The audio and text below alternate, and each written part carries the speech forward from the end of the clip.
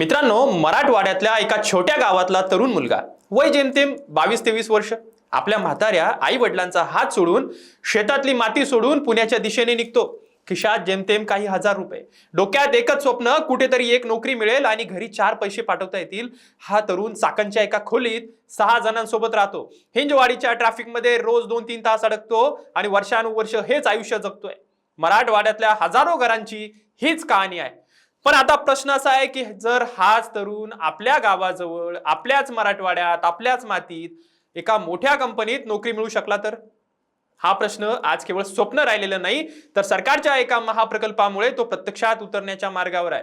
हो, आज आपण बोलणार आहोत पुणे, अहिल्यानगर आणि छत्रपती संभाजीनगर या 3 शहरांना जोडणाऱ्या एका अशा कॉरिडॉर बद्दल जो पुढच्या 10 वर्षात महाराष्ट्राचं आर्थिक आणि राजकीय चित्र पूर्णपणे बदलून टाकणार आहे, विशेषतः आपल्या मराठवाड्याचं.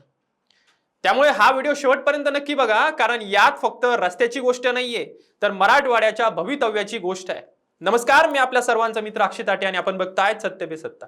प्रश्न तुमचे, आवाज आमचा. मित्रांनो, आपण सर्वांनी मुंबई पुणे एक्सप्रेसवे बद्दल सगळ्यांनी ऐकलंय, बरोबर आहे. या एका रस्त्याने 2 शहराचं नशीब बदलून टाकलं, ते सुद्धा तुम्हाला माहिती आहे. पण आजूबाजूच्या जमिनींना त्यामुळे सोन्याचा भाव आला आणि पुण्याचा चेहरा मोराच बदलून गेला. पण आता तोच इतिहास पुन्हा एकदा घडण्याच्या तयारीत आहे आणि यावेळी लाभार्थी असणार आहे आपला मराठवाडा. पुण्याच्या 4ही बाजूंनी औद्योगिकरण प्रचंड वेगाने झालं. चाकण MIDC आंतरराष्ट्रीय स्तरावर काम करत आहे. हिंजवाडीत देशातला सर्वात मोठा IT हब उभा राहिलाय. पण या सगळ्या प्रगतीला एक मोठा शाप लागलाय, तो म्हणजे नियोजनाचा अभाव आणि अंतहीन वाहतूक कोंडी. जेव्हा मोठे परदेशी गुंतवणूकदार कोट्यावधींची गुंतवणूक करायला येतात, तेव्हा ते सगळ्यात आधी बघतात लॉजिस्टिक खर्च आणि मोकळी जमीन, आणि विशेषतः तिथली गर्दी खूप भयानक आहे. आणि इथेच पुण्याच्या शेजारी असणारा अहिल्यानगर आणि त्यापुढे असणारा छत्रपती संभाजीनगर हा जवळपास 300 किलोमीटरचा जो पट्टा आहे ना, ती एक मोठी संधी म्हणून समोर येत आहे. म्हणूनच सरकारने या पट्ट्यात एक भव्य ग्रीनफील्ड एक्सप्रेसवेचं उभारण्याचं नियोजन केलंय आणि ज्याची किंमत आहे तब्बल 22,400 कोटी रुपये. हो, आज पुणे ते छत्रपती संभाजीनगर हा प्रवास खराब रस्ते, ट्रॅफिकमुळं 5 ते 6 तासांचा उशीर. तुम्ही अहिल्यानगरमध्ये जेव्हा गेला तर ते सर्व तुम्हाला माहिती आहे, त्याबद्दल मी जास्त बोलणार नाही. पण हा नवा एक्सप्रेसवे जर तयार झाला की हेच अंतर अवघ्या 2 ते 3-2.5 तासात तुम्ही पोहोचाल. सकाळी पुण्याहून निघालेला व्यावसायिक दुपारपर्यंत छत्रपती संभाजीनगरमध्ये आपली मीटिंग उरकवून संध्याकाळी परत घरी पोहोचू शकेल. या रस्त्याची लांबी आहे 245 किलोमीटर आणि याचे 2 प्रमुख टप्पे केले गेले आहेत. पहिला टप्पा आहे खराडी जंक्शन ते शिरूर बायपास, म्हणजे त्याच्या 53 किलोमीटरचा, जिथे सध्याच्या ज्या 4 पदरी रस्ता आहे त्याऐवजी 6 पदरी रस्ता होणार आहे. उन्नत महामार्ग म्हणजे एक सलग उड्डाण पूल बांधला जाईल आणि सोबतच मेट्रो सिटीसाठी जागा राखून ठेवली जाते. दुसरा टप्पा आहे शिरूर बायपास ते थेट छत्रपती संभाजीनगर, जवळपास 192 किलोमीटरचा हा पूर्णपणे नवा 6 पदरी मार्ग आहे, जो पुढे शेंद्रा बिडकींजवळ म्हणजे समृद्धी महामार्गाला जोडला जाईल. म्हणजे आपल्या शेंद्रापासून डायरेक्ट तो एक उड्डाण पूल होतोय.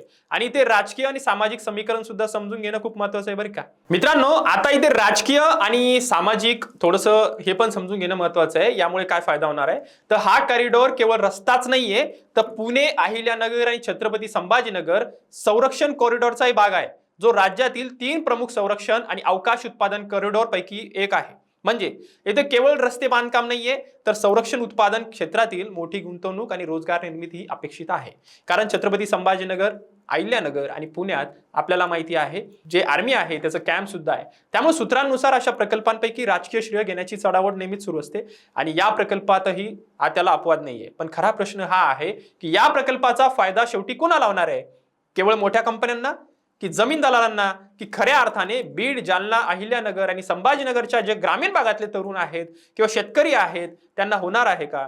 हाच तो कळीचा मुद्दा आहे. वर्षानुवर्ष मराठवाड्यातून हजारो तरुण पोटासाठी पुण्याच्या दिशेने स्थलांतर करत आहेत. आज पुण्यामध्ये जर बघितलं तर 40 ते 45% पोरं ही आमच्या मराठवाड्यातली आहे. आणि जर हा कॉरिडॉर यशस्वी झाला तर उद्योगाचं खऱ्या अर्थाने विकेंद्रीकरण होईल. कंपन्या पुण्याच्या कोंडीतून बाहेर पडून मराठवाड्याच्या वेशीवर येतील आणि स्थानिक तरुणांना आपल्या घराजवळच चांगल्या नोकऱ्या मिळतील. शेतकऱ्यांसाठी हा रस्ता वरदानच ठरू शकतो, कारण जलद वाहतुकीमुळे मराठवाड्यातल्या शेतीमालाला, फळांना आणि भाज्यांना पुणे मुंबईची मोठी बाजारपेठ काही तासातच उपलब्ध होईल. आणि संभाजीनगर जवळच्या वेरूळ, अजिंठा या जागतिक वारसा स्थळांमुळे पर्यटनाला ही मोठी चालना मिळू शकते. पण मित्रांनो, इथे एक गोष्ट लक्षात ठेवायला हवी आणि ती म्हणजे अशा मोठ्या प्रकल्पांची घोषणा होणं आणि प्रत्यक्षात जमिनीवर काम पूर्ण होणं यात नेहमीच मोठं अंतर असतं बरं का.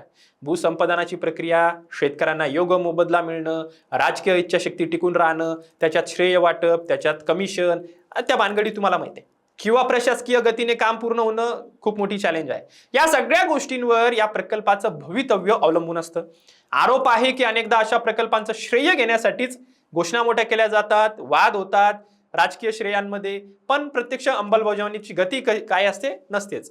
त्यामुळे मराठवाड्यातल्या जनतेने आणि शेतकऱ्यांनी सतर्क राहणं खूप गरजेचं आहे आणि प्रशासनाला जाब विचारणं गरजेचं आहे की भूसंपादनाचा मोबदला वेळेत आणि योग्य दराने मिळतोय की नाही, आमच्या जमिनी तुम्ही घेताय पण त्याचे पैसे भेटतायत का, प्रत्यक्षात कामाची गती किती आहे. आर्थिक दृष्टिकोनातून पाहिलं तर या कॉरिडॉरमुळे जमिनीच्या भावात मोठी तेजी येण्याची शक्यता नाकारता येत नाही. म्हणजे त्या ज्या भागातनं ती जातीये तिथं भाव वाढणारच आहे. ज्याप्रमाणे 20 वर्षापूर्वी मुंबई पुणे एक्सप्रेसवेच्या आजूबाजूच्या जमिनींना सामान्य लोकांना आणि दूरदृष्टी असणाऱ्या गुंतवणूकदारांना श्रीमंत केलंय, गुंठामंत्री तिथं झाले तुम्हाला माहिती आहे. तसंच चित्र या पुणे संभाजीनगरच्या पट्ट्यातही दिसू शकतं. एक्सप्रेसवेच्या कडेला असणाऱ्या गावांमध्ये आणि प्रमुख इंटरचेंज जवळ logistic park, hotels, petrol pump, निवासी प्रकल्प उभे राहणारच आहेत. ही संधी काहींसाठी धोक्याची ठरू शकते, कारण जमिनीच्या किमती वाढल्या की जमीन बळकावण्याचे, फसवणुकीचे आणि दलालांच्या माध्यमातून शेतकऱ्यांची फसवणूक करण्याचे प्रकारही वाढल्याची शक्यता नाकारता येत नाही. तुम्ही सर्वांनी मुळशी पॅटर्न चित्रपट पाहिलाय, त्याच पद्धतीने इथेही नाकारता येत नाही अशा घटना होऊ शकतात. त्यामुळे कोणतीही गुंतवणूक करण्यापूर्वी कायदेशीर कागदपत्र, सरकारची अधिसूचना नीट तपासणं अत्यंत आवश्यक आहे. शेवटी सांगायचं झालं तर हा फक्त सिमेंट आणि डांबराचा रस्ता नाहीये. हा रस्ता मराठवाड्याच्या दशकानुदशकांच्या दुष्काळ, गरिबी आणि स्थलांतराच्या जखमेवर थोडंसं फुंकर घालणारा असू शकतो आणि हा एक सुवर्ण मार्ग ठरू शकतो, पण फक्त जर तो वेळेत, पारदर्शकपणे आणि शेतकऱ्यांच्या हिताचा विचार करून पूर्ण झाला तर आणि तरच तो आपल्यासाठी फायद्याचा आहे. घोषणा मोठ्या मोठ्या झाल्या आहेत, आकडे प्रभावी आहेत, पण खरी परीक्षा असेल ती प्रत्यक्ष अंमलबजावणीची. त्यामुळे आपण सगळ्यांनी या प्रकल्पावर बारीक लक्ष ठेवायलाच हवं आणि जिथे कुठे विलंब किंवा अनियमितता दिसेल तिथे आपण आवाज उठवायलाच हवा. तुम्हाला काय वाटतं, हा कॉरिडॉर खरोखरच मराठवाड्याचं स्थलांतर थांबवेल का, की केवळ आणखीन एक राजकीय घोषणा ठरेल? तुमचं मत कमेंटमध्ये नक्की कळवा. आणि अशाच डेव्हलपमेंटच्या गोष्टी आणि विकासाच्या बाबतीत किंवा रेल्वेच्या बाबतीत जे काही व्हिडिओज आहेत ते तुम्ही बघतायत, प्रेम करतायत, त्याबद्दल कल्पना आहे. पण तुमच्याही मित्रांना, तुमच्या गावातल्या पोरांना हा व्हिडिओ शेअर करायला विसरू नका. विशेषतः त्या पुण्याच्या मित्राला शेअर करायला विसरू नका जो पुण्यामध्ये ट्रॅफिकमध्ये अडकतोय आणि छोट्याशा नोकरीसाठी आयुष्य गाजतोय. त्यालाही शेअर करायला विसरू नका. धन्यवाद. लग्न ठरलंय ना तुझं? आणि हे काय? अगं मला पीसीओडीचा त्रास आहे. कधीतरी हे सासरी कळेलच ना. मग त्याच्यामुळे मुलं होण्यात अडचण येते ना. एकतर पीसीओडी इतका गंभीर आजार नाहीच आहे आणि त्यावर सोपा उपाय आहे. आपल्या ईशाला लग्नाआधी असाच त्रास होता. तिने डॉक्टर चाटेज होमिओपॅथी क्लिनिक मध्ये उपचार घेतले आणि तिला आता 2 मुलं आहेत. डॉक्टर चाटेज होमिओपॅथी क्लिनिक, साइड इफेक्ट नसलेला होमिओपॅथीचा नैसर्गिक उपचार. 9545727107